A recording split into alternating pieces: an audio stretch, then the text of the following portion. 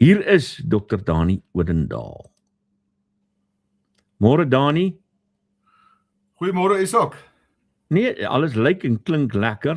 Ons hoop Ja, dit hou. Vandag vertel hoe georganiseerd is ons om voort te gaan met die beheer van Back and Claw. Jy was 'n moeilike vraag wat jy eers vir my wil vra vanoggend en dan wil ek nou vir jou wys wat kan die privaat sektor doen en wat ons besig is om te doen om beheer te verkry. Nou kom ons begin by die moeilike vraag, Dani. Daar's nou ongelukkigheid oor van die entstof wat blykbaar mRNA komponent het en daar word gesê nee, hou dit weg van ons beeste af want daar's verbruikersweerstand daarteen. Kom ons begin net eers by die vraag, miskien moet jy dalk net vir ons verduidelik, wat is mRNA? Isak, ek sal dit graag wil doen aan die einde, dat ek net eers praat oor wat ons nou doen, want ek dink ons veroorsaak verwarring. Die minister het nou gepraat van die Duitse ooreenkoms wat hulle gesluit het oor mRNA-enstof. Hulle praat van die toekoms, hulle praat van 5 jaar van nou af, of daar is baie werk wat gedoen moet word, voor daai ding enigstens in ons veebedryf kan gebruik. So, ek wil nie hierdie verwarring, ek wil dit sommer stopsit vandag. Ons kyk nou na oplossings, ons weet wat die oplossing is. Ons het baie werk gedoen met die 2 buitelandse maatskappye wat vir ons die enstof kan verskaf. Hulle het baie werk gedoen in voorbereiding. Daar lê 5 miljoen dosisse by Biogenesis in Argentinië. Daar 6 miljoen in Turkye wat net wag op 'n permit en betaling om ingevoer te word. So, wanneer ons klare oplossing het, kan ek nie verstaan dat ons na ander oplossings wat moontlik in 5 jaar van die grond af kan kom, hoef oor te praat nie, want dit veroorsaak verwarring. Onthou, ons boere is ongelooflik saam met die privaat sektor voorbereid. En kom ek net vir jou 'n paar voorbeelde gee. Die melkprodusente organisasie is ongelooflik voorbereid. Hulle het so 882 boere. Dis die hoeveelheid melkboere in Suid-Afrika.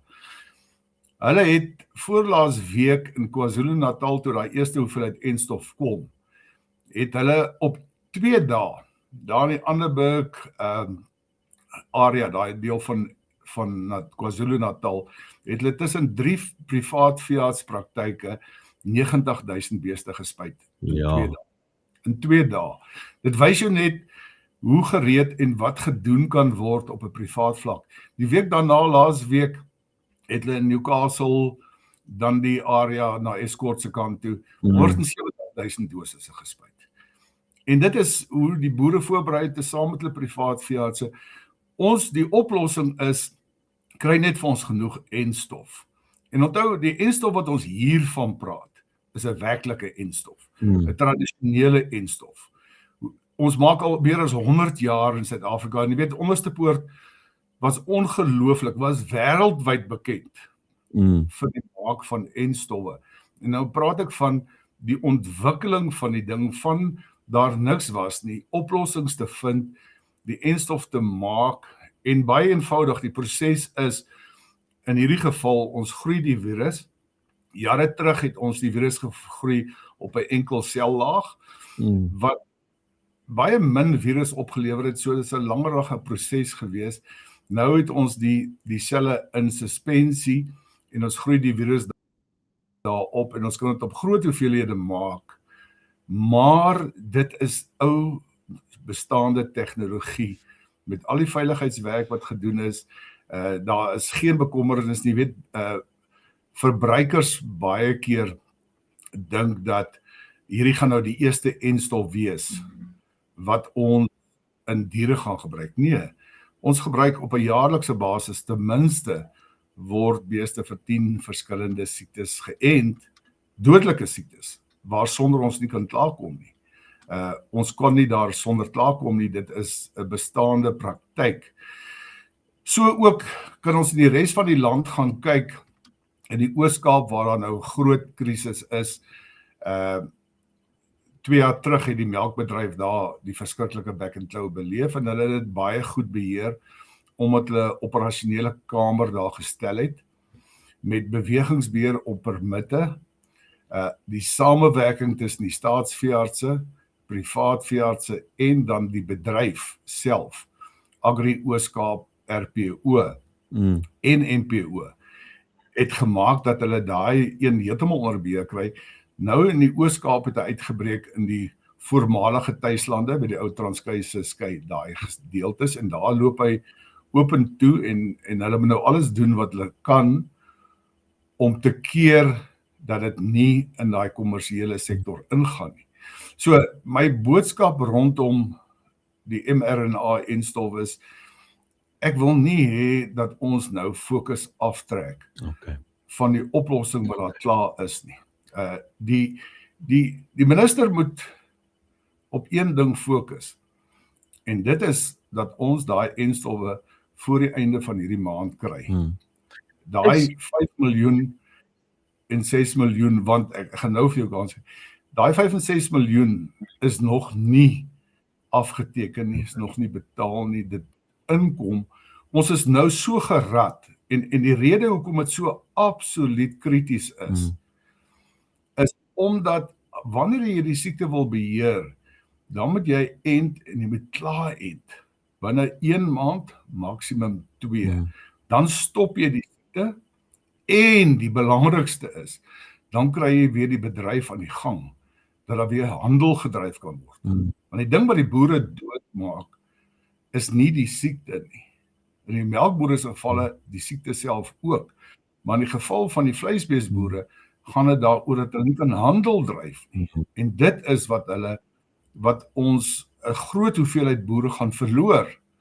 Want hulle kan dit ekonomies kontantvloei gewys net nie meer dra nie. En daar moet geen ander fokus wees. Ek sê, ek gaan nou oor mRNA 'n bietjie uitbrei, maar daar moet geen ander fokus wees en boodskap aan beide die boere en die verbruikers. Onthou die boere is so voorberei. Ek het laas week weer 'n vorm uitgestuur om te kyk hoe voorberei hulle is en toe sê hulle vir my, jong, ons wil nie nog 'n vorm sien nie. Al wat ons nou wil sien is die enstof. Ons is gereed, ons wil die enstof uitrol.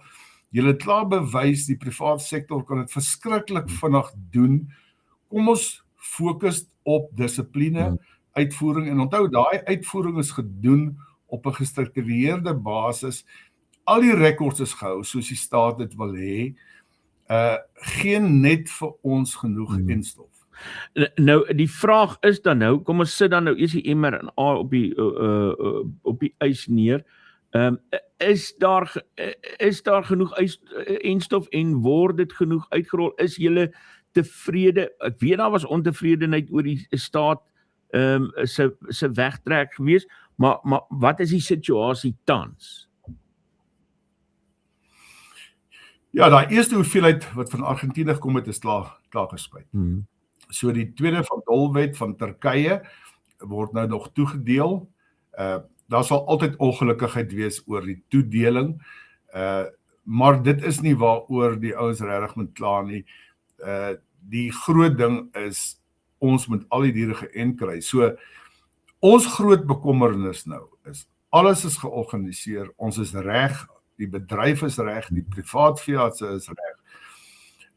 As ons 5 en 6 miljoen enstowwe kry, dan het ons heeltemal genoeg. Dan sal nie meer geveg oor enstowwe nie. Dan sal heeltemal genoeg. Dan is die groot uitdaging, hoe stoor ons dit, hoe versprei ons dit, hoe kry ons dit in die diere. Maar eintlik is ons totaal gereed daarvoor. Ons absolute bekommernis is dat daai invoerpermitte nog nie geteken is en dan vir enstowwe betaal word nie. Is julle meer tevrede met die staat se rol op die oomblik of nog nie? Nee, ons is mos net vir 'n dag tevrede, jy weet. Daai dis is reën, jy weet, ons bid vir die reën en as daar te veel reën is, dan is dit op die oomblik het ons, jy weet, ek dink amper die bedryf is so 'n bietjie gepaai, sal hoor, daar's nie so groot opstand op die oomblik. want daai eerste sit kom, maar nou weet jy nou vir ons daai sweet gewys, nou wil ons klaarmaak. Nou gaan ons nie terugstaan. Nee, ons is bekommerd. Ons is absoluut bekommerd. Die tydlyne loop uit. Die enstof is gereed om te kom. Ons weet nou al klaar, dit kan in 48 uur ingevlieg word, versprei word, ja. So ons wil nie nou kyk en hoor uit van ander oplossings. Die mRNA-enstof, weet ons is deur die hele debakel met COVID. Ek was een van die eerste persone toe voor die enstof bekend gestel is om te vra waar is die langtermyn veiligheidsstudies. Ek was gekruisig daarvoor, maar ek het by my punt gehou regdeur en gesê waar is die langtermynstudies. Hierdie tipe van nuwe tegnologie, daar kan 'n plek daarvoor wees. Daar kan 'n plek daarvoor wees, miskien in insekbeheer, maar ek sien nie die plek daarvan in ons beesbedryf nie. Ons beesbedryf in my kop is relatief heilig. Dit wat ons, jy weet in Suid-Afrika, daar's niks wat mense of boere meer, en ek wil amper sê verbruikers, beter ag as 'n goeie steak nie. Jy weet, vir ons, jy kan by ons alles wegvat, maar daai ding soek ons natuurlik, ons soek hom soos ons wil hê, sonder enige iets anderste. As ander goed 'n funksie deurgegaan. Onthou, met mRNA sê mense altyd, daar's 20 jaar plus 'n navorsing. Dis nie nuwe tegnologie nie. Nou dit is so, daar's 20 jaar se navorsing hoe om daai mRNA in die sel in te kry, na jy hom ingespuit. Dis waaroor die navorsing gegaan het. Baie navorsing, hulle moes die struktuur verander en sekere van die aminosure moes hulle pseudo-aminosure maak, dat dit nie werklike aminosure is nie, want die liggaam breek hom so vinnig af, dat hy nie in die sel kan gaan of sy werking doen nie. Die werk wat ons van praat, wat nog gedoen moet word, is veiligheidsstudies. Veiligheidsstudies vat niks minder as 5 jaar. Nou, jy kan die enstof op die einde van die dag, of daai tegnologie gebruik. Onthou, daai tegnologie was nie ontwikkel om 'n enstof te maak. Dit was ontwikkel om toe te dien daar waar sekere, byvoorbeeld mense, 'n genetiese afwyking het en hy kan 'n sekere proteïen nie produseer nie, dan jy hom daarmee behandel en dan gee hy sy sel opdrag om daai funksionele proteïen te ontwikkel.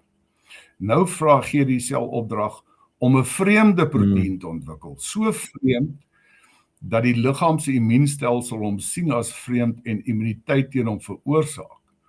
Maar die veiligheid van hom is, wanneer stop daai funksie? Want jy daai mRNA so gaan manipuleer dat die liggaam hom nie vinnig kan afbreek nie, en die heeltyd stimuleer hy dan die sel en verskillende selle in die liggaam om hierdie vreemde proteïen af te skei. Die immuunstelsel werk so, en dit is hoe enstowwe werk.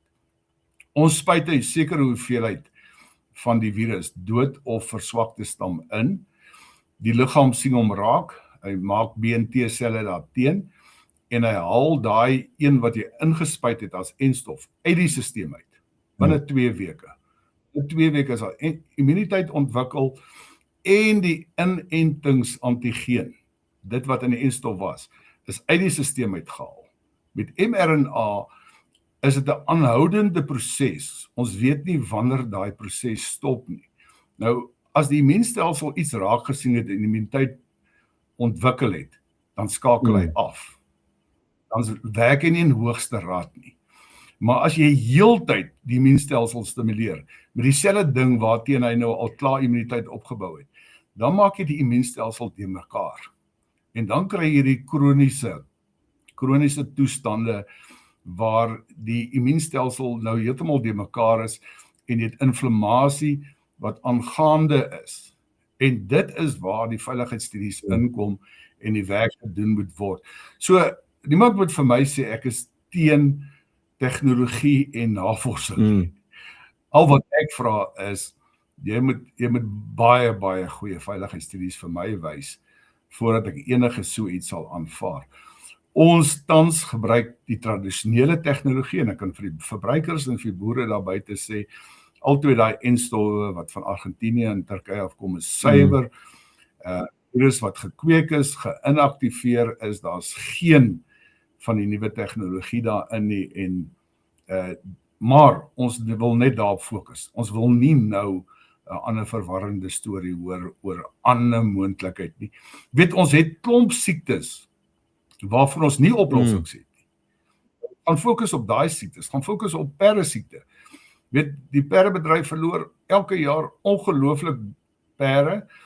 Die eerste plek omdat onderstepoort nie genoeg enstof kan maak nie. Dit is al 'n ouer enstof, ons kan die hele tyd kyk na nuwe generasie enstowwe daar. Weet die perde is nie in die voedselbedryf nie, so ek sal dink die werk kan daar gedoen word. Ons het ander siektes soos in my siekterapportering op die oomblik is rooiwater. Ons rooiwater in ons beeste is die dodelikste siekte wat daar aan beeste is. Ons het nog die ou bloedenstowwe. Onderstepoort kan weer eens nie genoeg aan die boere lewer nie, terwyl die instituut dit kan maak, maar onderstepoort biologiese produkte kan nie genoeg bestel en verpak net vir die boere. So, wanneer ons 'n oplossing het, moet ons nou nie gaan te mekaar raak met ander goed wat ons fokus afhaal, terwyl ons absoluut gereed gefokus is om die groot hoeveelheid enstof uit te rol, die siekte te stop en verhandeling weer te kan laat aangaan. Danie, ek sien daar's nuwe gevalle van back and close hier in die Vrystaat aangemeld, ten spyte van die feit dat ek dink is dit meer as 80.000 beeste, 86.000 wat al ingeënt is. Bedui 'n bietjie vir ons, hoe werk dit? Ja, presies wat ek nou vir jou gesê het. As jy hierdie enstof uitrol en jy kry net 100.000 dosisse, ek het nou nie presies die syfer van die Vrystaatse beesgetalle nie, maar dis 10 tot 20 keer daai getal. Ons praat van kudde-immuniteit. Nou kudde-immuniteit is in 'n populasie, en hier praat ons van 'n distrik of 'n provinsie, moet jy 80% van die diere ingeënt kry oor 'n baie kort periode en dan stop jy die siekte. Anders te speel jy rond. Ons fokus in die Vrystaat op die oomblik enkele rondom buffelplase, melkplase en plase wat klaar besmet was. Ek verstaan dit nie heeltemal nog steeds nie.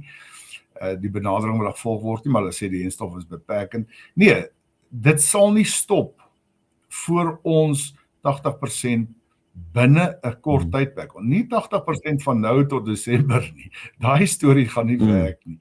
Ons moet 80% end binne 'n maand, maksimum 2 maande. Maar weet jy, Isak, die groot werk wat eintlik nou gedoen moet word, is daar waar ons geënt het, moet ons nou monitor. Ons moet nou elke een van daai gevalle monitor en kyk hoe ongelooflik goed, of nie ongelooflik, hoe goed die beskerming is. Ek is spesifiek betrokke in die Wes-Kaap, waar ons monsters neem voor ons ent, bloedmonsters, en dan ent ons, en nou gaan ons die monsters vat 30 dae, 60 dae, 90 dae in die tyd, kyk hoe ontwikkel die immuniteit, kyk hoe lank hou die immuniteit, en dan as dit binne in 'n area is waar daar groot blootstelling is, hoe effektief is dit om die siekte te voorkom. Die laboratoriumtoetse wat gedoen word op so 'n enstof is maar net een deel van die prentjie. Die werklike prentjie is daar in die veld. Wat gebeur na dit geënt is? Jy moet dit doen ons nou die volgende 2-3 weke om te monitor of die enstowwe wat ons gekry het. Onthou, dis nie gemaak van ons spesifiek Suid-Afrikaanse stamme nie. Dit is gemaak van stamme in daai groep van SAT1, 2 en 3. Werk daai goed op die grond of werk dit nie? Gee dit vir ons die oplossing wat ons soek, of moet ons verder dink, en daar's nog steeds onderstepoort met sy enstof wat geregistreer is, van ons eie stamme, werk wat oor 10 jaar gedoen is. Hulle sê, hulle gaan 20.000 per week maak, ek het nog nie gesien of dit uitkom nie. Ons moet van die minister vra of dit werklik gebeur, maar 20.000 is eintlik maar net die druppel in die emmer. Daai enstof kan nog steeds in die buiteland op 'n groot basis geproduseer word. is van ons stamme gemaak. Maar in elk geval, om op te som, op hierdie stadium wil ek nie 'n verwarrende boodskap hê nie. Ons fokus, ons is gereed, ons wag vir genoegsame enstof teen die einde van die maand, nie later as die einde van die maand nie. Dis al boodskap as ek ooit 'n boodskap moet deurgee vir die amptenare in dieregesondheid as ook vir die minister. Dit moet gebeur want ons is gereed om dit uit te rol. So die gesprek oor mRNA moet eers op sy staan, ons sal dit later voer. Dis nie nou belangrik nie. Soos ek sê, daar gaan ten minste nog 5 jaar se veiligheidswerk gedoen moet word. Daar's nie hoekom sal jy nou so gesprek inbring terwyl ons tradisionele enstowwe het en eintlik gaan dit nou oor die uitvoering. Dit gaan oor die uitvoering op grondvlak. Kry die enstowwe hier.